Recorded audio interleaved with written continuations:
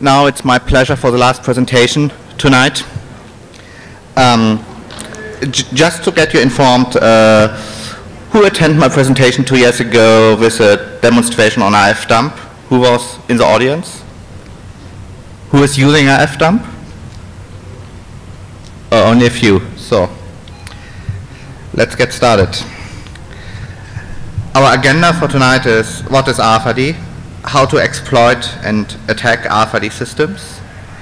We have done some stuff like Melanie does with attacks against the middleware. We added a new feature to RF-dump. It's called reader emulation or soft tags. Some words about the unexpected risks in the middleware and some new ways to exploit the system. But our main focus for tonight will be encrypted RFID tags, like the ISO 14443 tags. So a short overview, what is RFID? It stands for radio frequency identification, and it's in fact wireless transmission of information between transponders and readers without visibility, and that's it.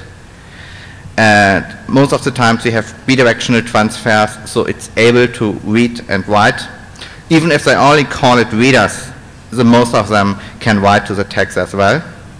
And we have a transponder or tag, and this can be attached, embedded, or implanted. And the main feature of RFID is the automatic correlation between object and saved data. This can be a garage door or something like this, a human in a bar or a passport or something like this. So in most times there are a lot of generic terms, and RFID is often used as a generic term for complete infrastructures. For example, a transponder, also known as RFID chip, tag, label, wireless label, or simple chip. We have the reader, we have some middleware. This connects the reader with the server. Most of the times we have communication infrastructure, and all the stuff is integrated with server farms, data warehouses, services, and supporting systems. Let's give you a short overview. For our work, we are working on standardized RFID, like ISO 14443 A and B, like mid-range, short-range, and long-range, and I've divided the RFID classes into the reading distance. There's the 1356 megahertz and the 125 to 146. This frequency is quite popular if you need to go deep into the material, like tagging humans or animals. The 13 megahertz is popular for VINCITY cards, for access control, passports, and 15693 is most used for normal memory tags used in the supply chain or stuff like that. And what different types of transponders do exist? And there are different types of transponders. Some of them are only transmitting a unique ID, something like a serial number. They are only passive, that means they don't need a battery to get powered. They are useful for identification, tracking, like the fast track system, and most of them are only using clear text communication. Then we have transponders that actually act as a data storage. You can compare this type of transponders like USB sticks, pretty small USB sticks. Most of them are passive, some of them are active. Electronic product code transponders are an example for this. We have the smart labels. Most of them are also using, most time, clear text communication, and some of them are using encrypted communication. And we have the smart card interfaces. Most of them are active, some passive. Best example is the ICAO MRTD, machine readable travel document. It's a biometric passport. And some access control systems like the MyFair Deathfire. The features of this tags is encryption, authentication, and encrypted communication. And this will be our main topic for tonight. Some generic attacks to RFID. First, you can sniffing the communication between the transponder and the reader. So you can counterfeiting the communication. You can try to obtain the user ID, the user data or the metadata. You can do basic attacks with this type of attack, like attacks on structures, the data structure that's saved on the tag directly. You can do a replay attack to fool an access control system. Then we can try to counterfeit the identity of the reader and trying to unauthorized writing to the text, like changing the UID via manipulation of the administrative block. We are able to declare false identity. And unfortunately, the UID must be readable in clear text because the whole system, the whole anti-collision depends on this. You can do a manipulation on product groups and prices, for instance. We have presented this 2 years ago. And you can try to manipulate the data stored on the transponder, like the manipulation of data, the manipulation of data, metadata, like swapping objects or logical duplication of objects. So if you go into the store, if you want to buy a new computer, you just swap a pair of spearmint or of bubblegum, swap the objects, and now you can buy a new box with an automated checkout at the price of a bubblegum. There are some other generic attacks like the deactivation of the transponder.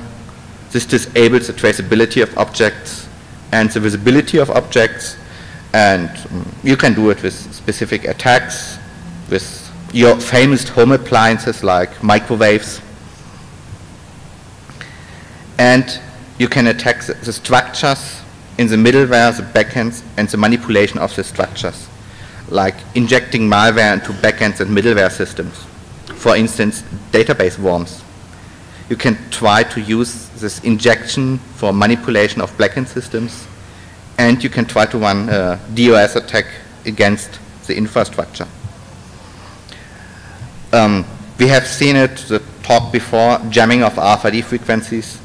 Some of these attacks are known as anti-collision attacks, this type of theoretical paper from Avi Jules from RSA.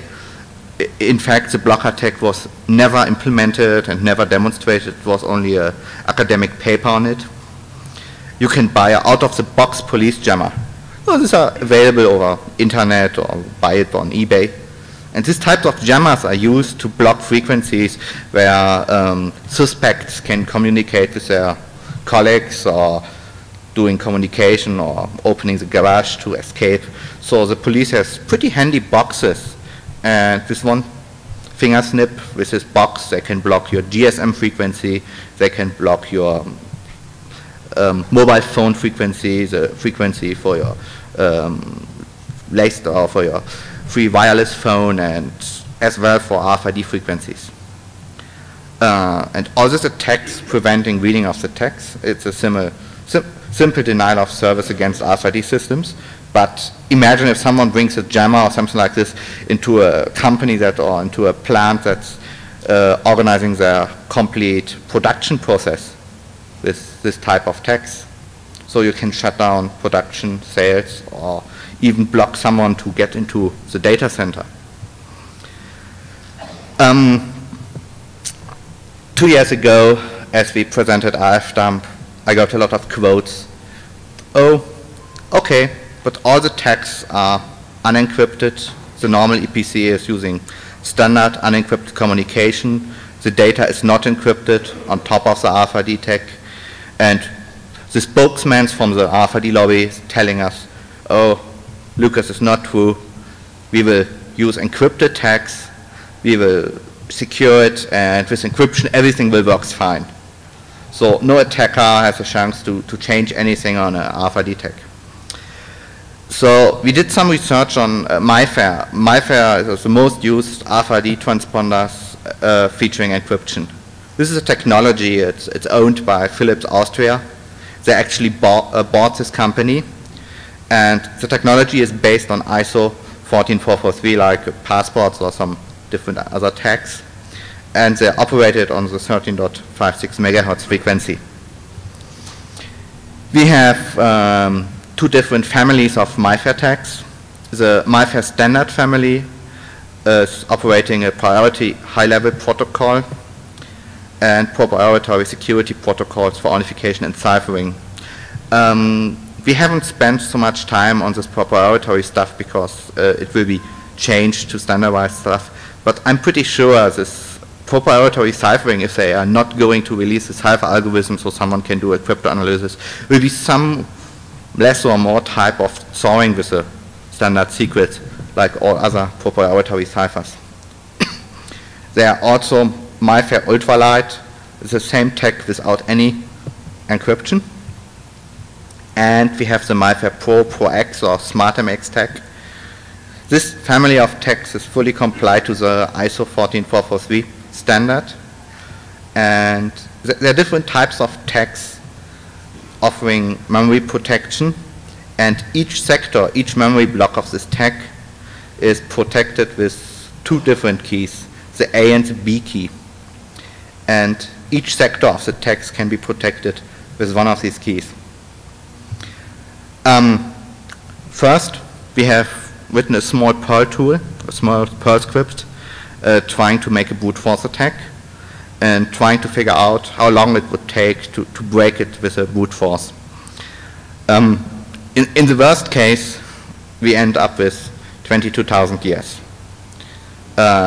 because you need 25 milliseconds per key. You must reset, you must set answer to reset back to the key. And it will not work that way.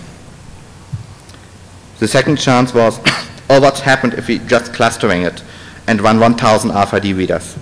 So these tags are quite popular in cafeterias at universities and stuff like that. So it should be not a problem. They have all one shared secret, one shared key to get 1,000 of these keys. Every student runs an RFID reader, but we have still 226 years. So let's find a different way to get this information. Unfortunately, Philips put all information under NDA. And you know, if you are doing security research, NDAs are not good. For instance, if I would sign an NDA and give a presentation like this, they can sue me. So we are not at all interested to sign any type of NDA. Instead, we get some software that's really available, and we need some point to start. So we run the Unix tool strings on it. You know what strings is doing? Yeah. So actually it's extracting from executable binaries all zero-terminated strings. And after we got some strings, we start some Google hacking and looking what are the results with strings that could fit as a sector key. And Google helps a lot. It seems like Google Desktop Search is very popular at smart card developers' PCs. Look at the results. So without signing NDA, we got all necessary information. We got keys, we got data sheets, we got descriptions, and even sample applications. So we found the following default keys. These are the keys where the new cards could be shipped with.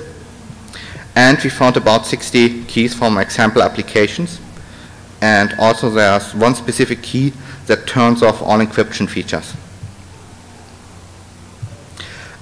Also we found a nice document. It calls MAT, and it is really MAT. It calls MyFair Application Directory. And this helps if you're doing some investigation and reverse engineering on this stuff, because Philips wants to organize the multiple type of use for their crypto RFID chips.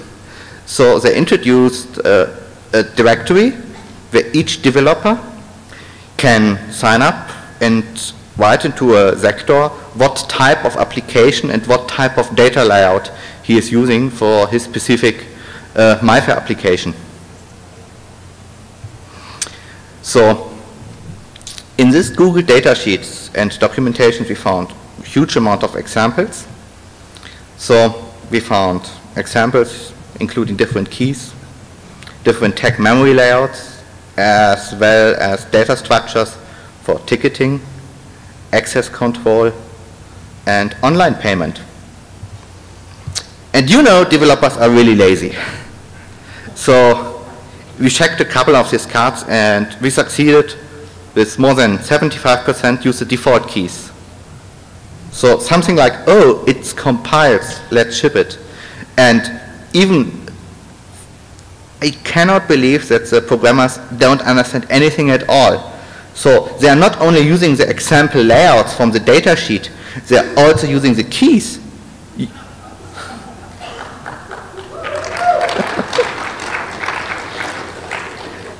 By the way, are smart card developers here in this room? No one. You know, how can we bring this notice to a smart card developer? It's pretty good if you understand what you are doing and not only putting the example layouts from the vendor and, oh, it runs. Okay, let's ship it. So we figured out directory attacks are the best way to get into encrypted RFID. Attacks are possible with default and example keys.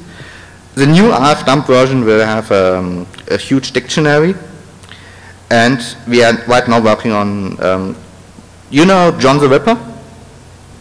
With features like John. So you can mutate and apply rules to the dictionary we found. So it's much easier to brute force or to do a smart brute force attack to the RFID tag. And we found some security flaw in the general design. I've never seen something like a logout or false login counter. So you can try unlimit twice, and they're also missing a delay for a false key. Just does not exist. Okay, and this part I want to give you a short demonstration. I run this wonderful operating system in a VMware here. This is a new version of RFDump. It's actually on the CVS. We add support for the MyFair stuff. I have here a couple of cards like cafeteria from the University of Brunswick, cafeteria from the University of Berlin, and some examples. And we changed RFDump a little bit. So now you can start a scan and it will read the tag completely. It's now scanning for a tag and starts reading the page. You can stop it. And you got the famous known version of RFDump with a pretty nice ASCII and hex editor. So if you know the layout, you can just change the amount and doing stuff like this. And we added support for much more readers and much more frequencies. And we introduced this nice new feature, crack key A and crack key B. So with crack key A, we are running a brute force or a smart brute force attack like presented on the card. And it will take a couple of hours to break the sector keys to get on the content we are all interested in. And we got the application layout. We know what byte has to stand at what position on my sector, what byte is presenting my day for validity for my ski pass or my amount on my cafeteria card or something like this, or even my access level for my data center. And most of the times, if you are pretty smart, you get 2 or 3 of these cards, and you can look and you know your access level for your colleague, your access level, and try to diff them and figure out how the privileges are organized inside your organization.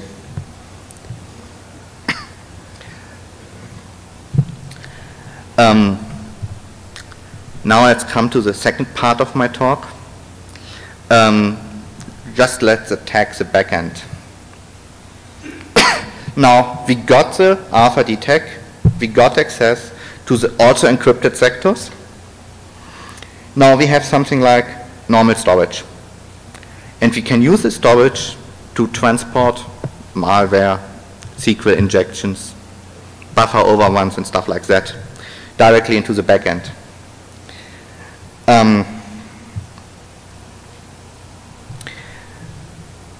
We have to know if a tag is read-only, and we need to change something on the tag. We just need to clone it. This can be done with ifdump. So you can go and you can load and save the content into a XML file, and with help of this XML file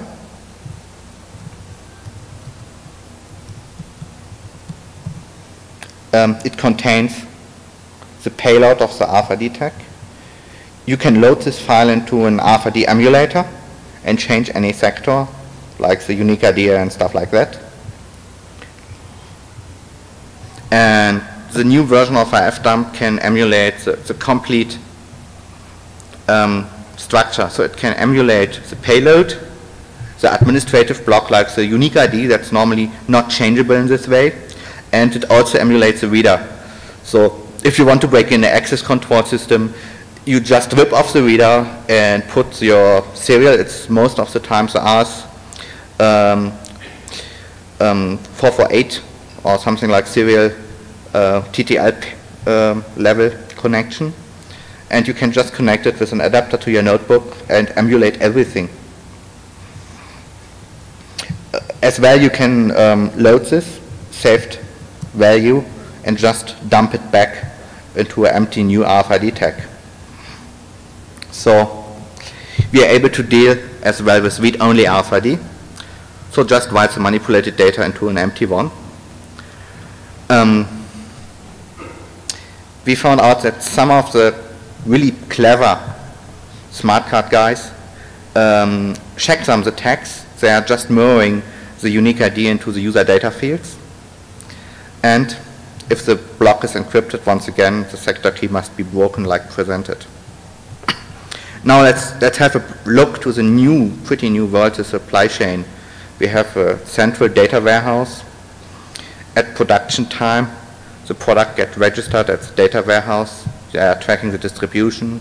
They have a pretty new feature. It's called lifecycle management. Something like, oh, your Rolex needs a new battery. Please come to the store. At the point of sales, the data could be correlated with the customer data like your credit card, your customer record, your loyalty card and stuff like that. And they're able to operate customer care.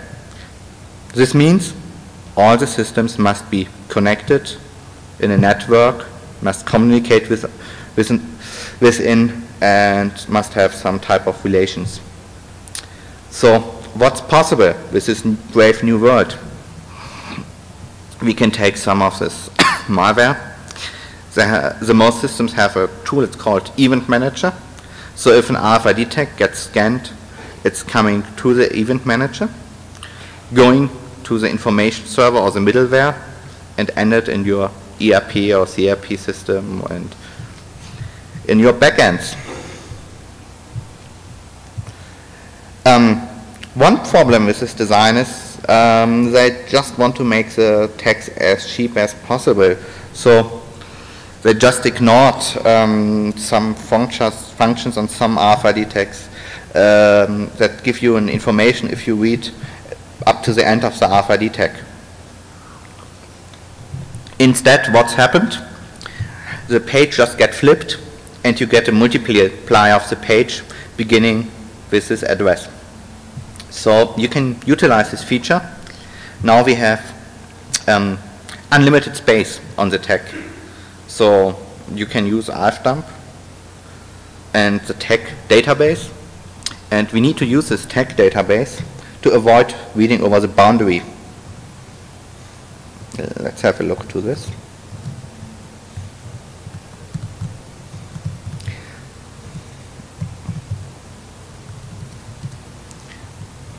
Oops.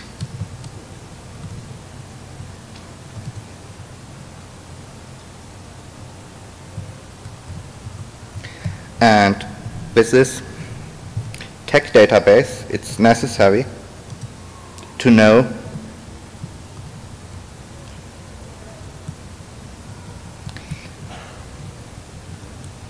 the actual size of the RFID tag. If you don't know how many memory sizes or how many memory pages you have and the memory size of the tag, the most readers will just read above them, and the most tags gives you a multiply for the original content back. I don't know it's a bug or a feature. So normally the reading is event driven like a barcode. The barcode starts reading, you get normally an introducing sequence and an end of field sequence. And you know, all these EPC guys are only thinking in barcodes. So why spend more into one of these features that give you an error back if you're reading after the end of the tag? We are just implementing an end of field. So, and like the most new systems, the input is always unchecked in all implementations we have seen. So this is an example. We have here RFID tag with a C structure, and we have this nice feature with a C end of string. So imagine what's possible. Any ideas? Yes, to remove the end of string. And if you remove it, we got unlimited memory. So if the input is event driven and we got unlimited memory, what's happened? You get a buffer overrun, and that's it. By the way, I killed my office physical intrusion detection system by this way because they are using a pretty cheap TMS microcontroller, and after I've killed this and the service company was unable to repair it, I just disassembled it and found out they are using a TMS TI controller, and this controller is not dividing code pages and memory pages. So I got an access card for enabling or disabling the alarm, and I cloned this card, removed something, and unfortunately it gives the error like error on that, and that was it. So I called the vendor, oh, they have a problem. Our alarm system does not work anymore. I tried to deactivate this, I got the error on that, no alarm sounds, and all doors are open right now. Oh, we don't know this error. Probably something must get wrong. And I found out I just overwritten the actually programming of this microcontroller, and the result was I just destroyed the programming, no alarm sounds, and the door opens. Unfortunately, the system was tested and approved by the insurance company, and the insurance company telling you, oh, if you buy this specific system, your insurance will go down because it will raise your level of security. Instead, you have the ultimate tool just as door opener. And I don't know what's going on because the service company came and exchanged the microcontroller, and I just want to test the cleverness. So I just put, after the guy from the company came, my tag in front, and that was it. And he told me, oh, we have a problem with the series. It must be something like your electrical power or something like this. I'm not sure that pretty even don't know that they're using RFID. They're using some type of transponders. Okay, so now there are some patterns. They are now starting to put direct XML into the RFID tags. Or we can do the same like with C structure. Just put opening tags, and at some level it will crash. The next idea that's coming to RFDump is soft tags. So the readers are pretty expensive, and no one is interested just use a reader. So if some of your hardware guys is interested, you can use a Atmel or a small microcontroller with an interface, and this can act as a battery-powered RFID tag and reader. So we can emulate the whole system and put any testing data into the backend or the middleware. Our version can read the backups, the XML files from RFDump, and we are able to manipulate everything because we have the full control over the complete system. Okay. Now, is anybody interested to come to the podium with some of his favorite RFID ISO tags like access control? We can have a nice demonstration. No one? Okay, we can shift to the question hour. Oh, we have one.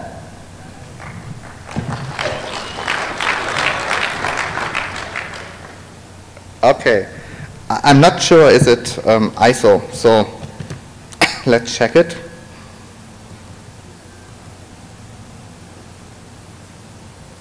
No, it's not 14443.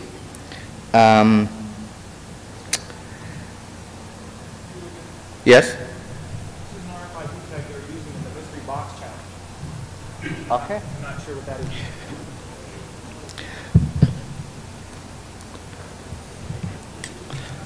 Okay, thank you. Okay.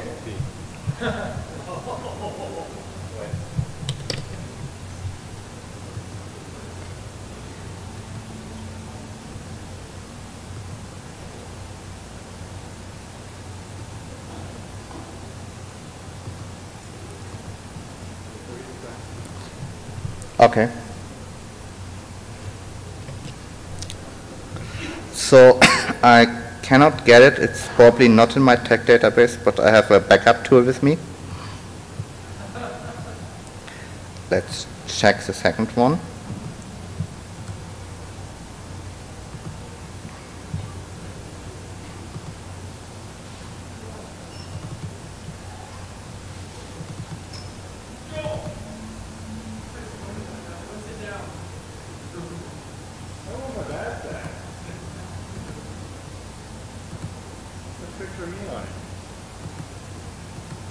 No, it's not 14443. Perhaps the range is not. I cannot select it.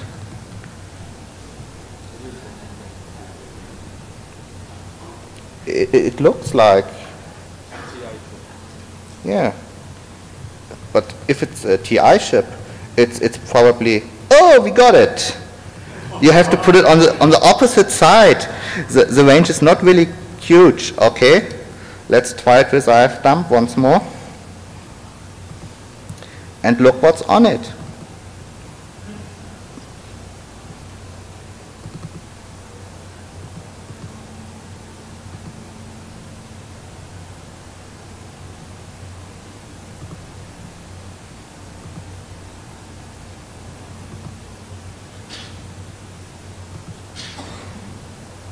By the way, as soon as I got reliable internet back, you can go to our site and download this version with a VMware player.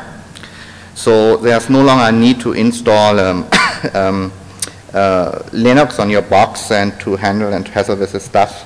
You can just use VMware and run it on a CD or doing a live demonstration with this. We're using the ACG reader. And yes, it's unsecure. I'm using an autologin as a root, and I'm just starting RFDump, so please don't complain about. Okay. Now I have to avoid this trash in my queue. Okay, we got it. Now I have to hold it directly under.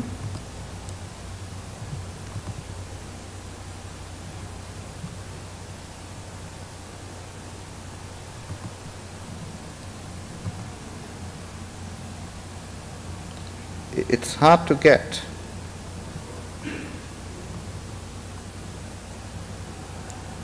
Oh, we got an unexpected page size. You know the page size of this?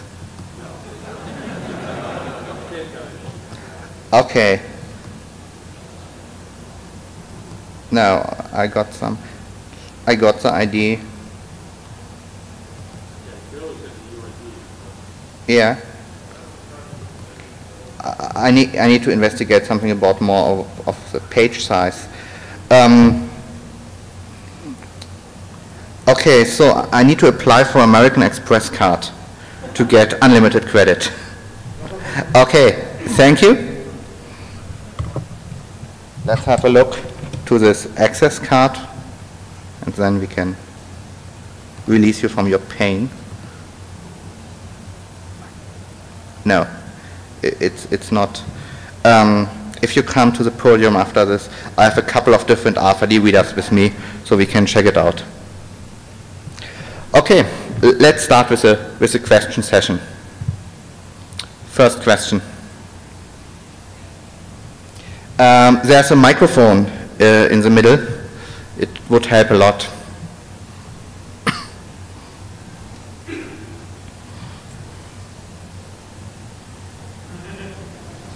No questions?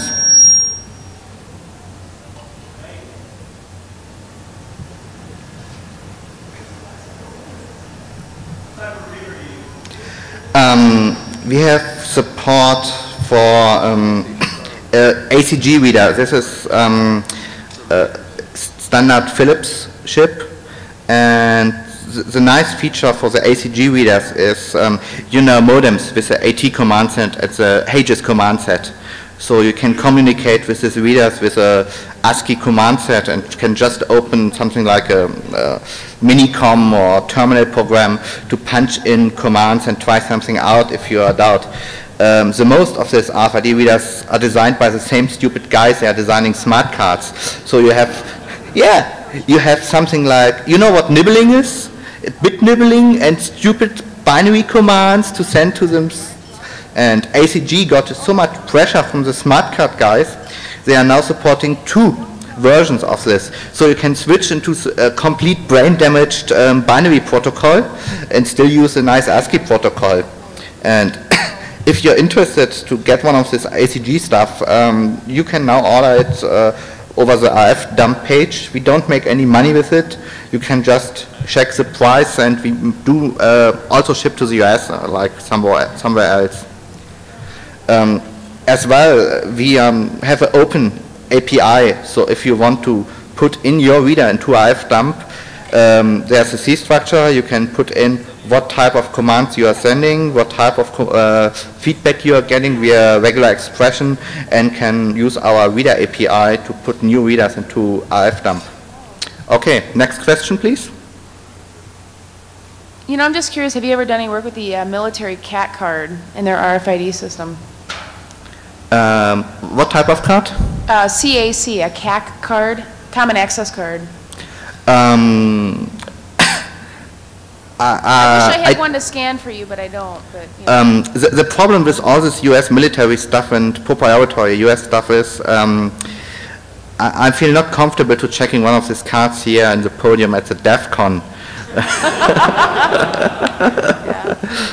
You know, my lawyer told me what I can say in the US and what I should not say.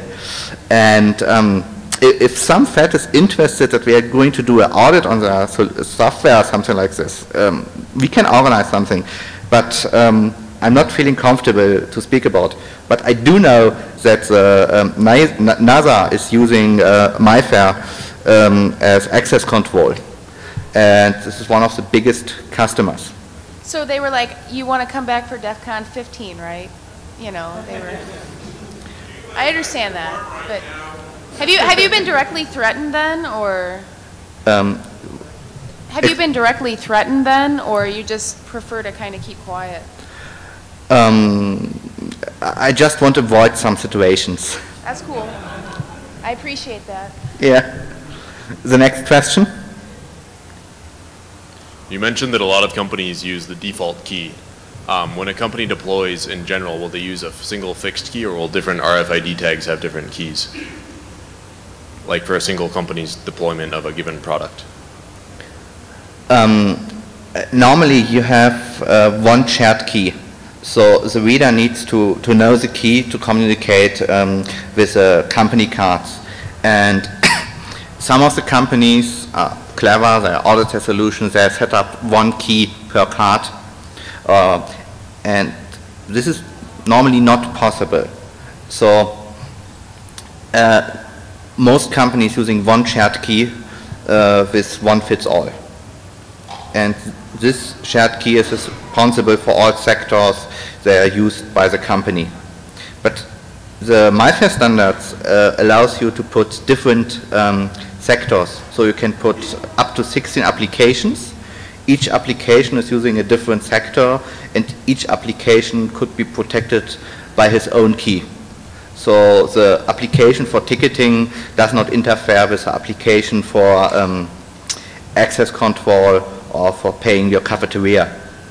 This is the main idea behind this MIFARE application directory. Thank you. You were saying that's the maximum 16? Yes, 16. Yes? The reason MIFARE, every card will have a different key because they use easy verification. No. Every card has a different unique ID. And this unique ID is used for authentication and for anti-collision. But the application that's run on top of the MIFARE is normally used one shared key for the complete sector. It is true that some MIFARE cards can use a DES, so they can use unique keys for the communication, and they can change the key for the communication and for the secure channel. But to access to the sectors, they have one shared key.